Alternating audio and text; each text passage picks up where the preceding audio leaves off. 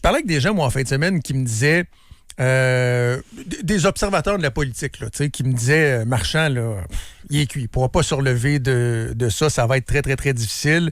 On me parle, en passant, si jamais il y a des gens qui ont les infos précises, je suis preneur, mais on me parle d'un sondage qui a été fait par Robocarl pour le compte d'un tierce. Là. Je ne sais pas qui, je sais que c'est pas Sam Hamad, mais on me parle d'un sondage qui aurait été fait avant l'annonce de l'augmentation des immatriculations, qui donnait Sam Hamad autour de 45-46, puis Bruno Marchand autour de 29-30.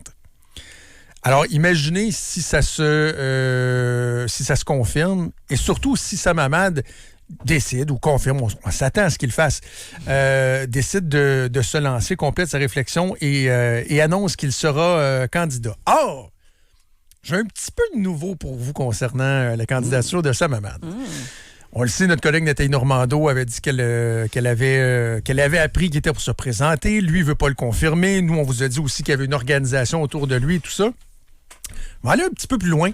Je vais semer une petite miette de pain de plus. Un des enjeux pour Sam Hamad, à chaque fois qu'on a parlé d'une possibilité qui se présente à la mairie dans les dernières années, c'est pas la première fois, l'élection d'avant aussi, je pense l'autre d'avant aussi, un des enjeux, c'est que la maison de Sam Hamad n'est pas à Québec. C'est à Saint-Augustin. Hein? Il est à Saint-Augustin.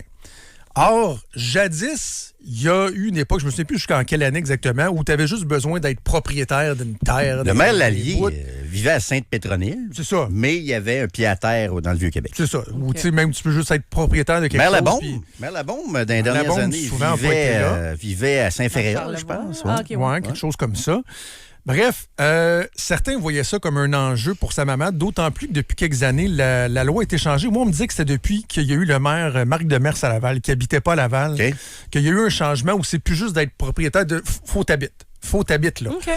Sam Hamad, ce que j'ai appris, c'est qu'il est propriétaire d'un immeuble à Québec depuis quelque chose comme 25 ans. Mais il n'habite pas dedans. Jadis, ça l'aurait qualifié pour se présenter quand même à la mairie. Là, c'était plus le cas. Donc, il y avait un enjeu à ce niveau-là. Et ce que j'ai appris au cours des dernières heures, c'est que depuis le mois d'août dernier, Sam Hamad est locataire d'un condo à Québec. Oh! Donc, il réside à Québec, conserve aussi sa maison. Bon, je ne veux pas rentrer dans sa vie privée, là, sa conjointe, ses vieux jours et tout ça. Mais il a un pied à terre, un condo à Québec. Ce qui m'a été confirmé avant d'aller en ondes, parce que c'est quelqu'un pendant la fin de semaine qui m'a écrit, j'ai entendu dire que j'ai eu la confirmation. Ce qu'on me dit, c'est que ça fait partie de la réflexion de Sam Hamad.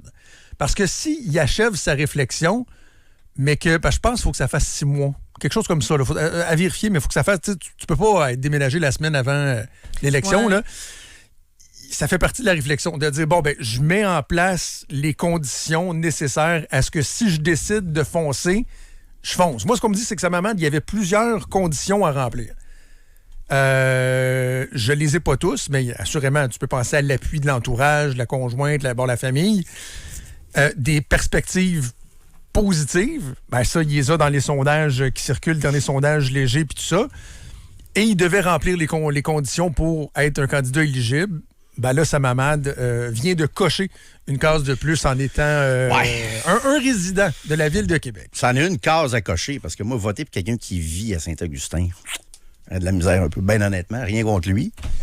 Mais tu sais, le maire Lallier, ça me gossait, moi, le maire Lallier, dans le temps, là. Il vivait à Sainte-Pétronille. Je comprends le pied à terre, mais comme tu dis, tu peux techniquement être propriétaire de quelque chose, mais le maire Lallier, sa vraie vie était vraiment à Sainte-Pétronille. Là. Ouais. Fait que ça, je trouve ça gossant. Tu gères une ville, mais tu vis pas dans la ville que tu diriges. Donc, tu comprends plus ou moins la réalité à la base.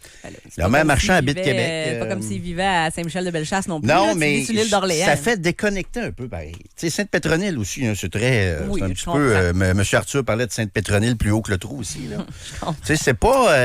quand t'es maire, quand t'es maire, on dit que t'es le premier citoyen d'une ville. Oui. Mais que le premier citoyen n'habite pas cette ville-là. C'est un peu spécial. Je comprends qu'on dit n'habite pas, puis dans le sens que techniquement, c'est vrai, là, tu n'habites pas Québec, mais tu sais, mettons pour moi qui habite à Lévis, Québec, c'est aussi un peu Saint-Augustin puis l'île d'Orléans, là, tu comprends? Ouais, mais ça veut dire que... Je comprends que, mettons, un moment territorialement parlant, tu n'habites pas Québec, mais... C'est qu'à un moment donné, tu te dis, OK, la qualité de vie est meilleure que dans ta propre ville. Tu sais, pourquoi tu as décidé de vivre à Saint-Augustin puis ça y appartient? Ouais, je comprends. Et quand tu te présentes à la mairie, tu te dis, OK, mais pourquoi tu vis pas dans ta ville?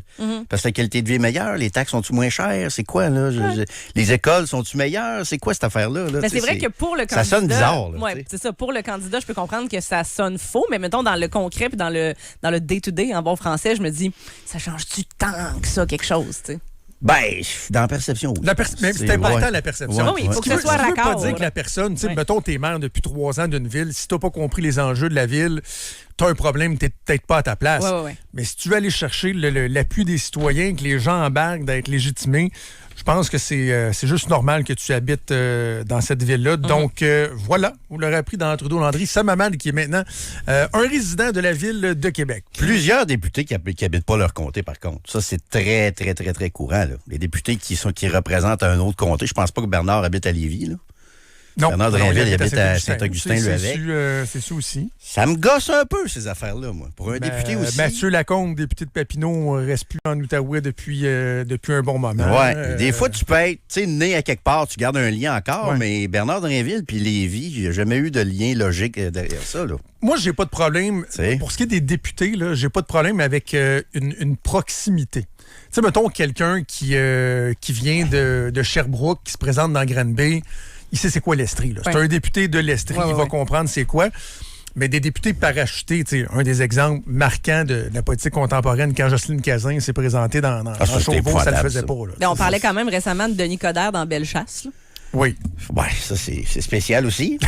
Mais Jocelyne Cazin, c'est un des Ça, pires c'est exemples. bizarre. Un moment donné, t'es venu en entrevue, puis elle nous avait dit, oui, mais je viens des Laurentides, tu sais, au nord de Montréal. C'est les mêmes Laurentides que vous avez ici.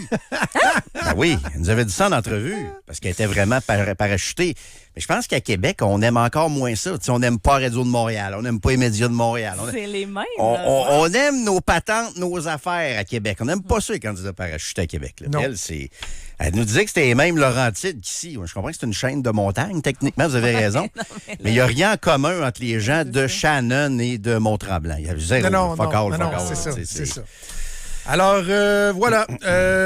Donc, à suivre, Sam Hamad qui poursuit sa réflexion, mais c'est comme un élément de plus qui nous démontre que, disons que les chances sont très, très bonnes. Vois-tu, il y a un auditeur qui a un bon point, je trouve, puis écoute, ça arrivera pas, je vous le dis malheureusement, mais lui, il dit, je veux un maire qui habite Charlebourg au Beauport pour comprendre la majorité. Je vous comprends. Les maires et les politiciens souvent vivent soit à la Haute-Ville ou... tu sais, il y a moyen de se déconnecter là, en vivant à Haute-Ville. Je vous le dis, il y a moyen de devenir déconnecté du monde, pas à peu près. Là. Ouais. De vivre à Saint-Augustin aussi, là.